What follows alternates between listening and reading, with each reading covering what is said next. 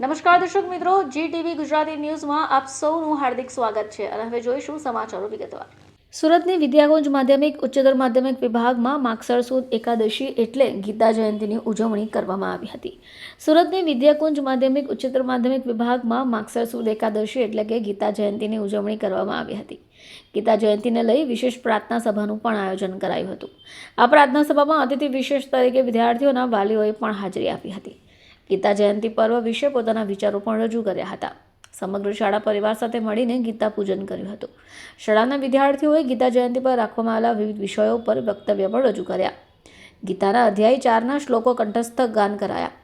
વિશેષ રૂપે અધ્યાય 15નું લયબદ્ધ રીતે સમૂહ પારાયણ કરાયું. શાળાના સંચાલક મહેશભાઈ પટેલે શ્રીમદ ભગવદ્ ગીતા ઉપર વિદ્યાર્થીઓને ખૂબ સુંદર વક્તવ્ય આપ્યું.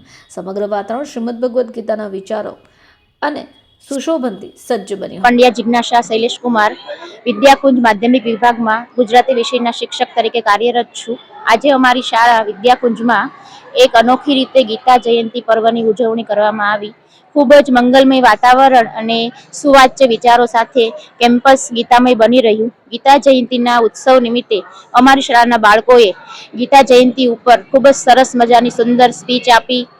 ગીતાનો અધ્યાય 15 કંઠસ્થ કરી સમૂહ પારાયણ કર્યું. ગીતાનો અધ્યાય 4 બાળકોએ કંઠસ્થ રીતે પ્રાર્થના સભામાં રજૂ કર્યા.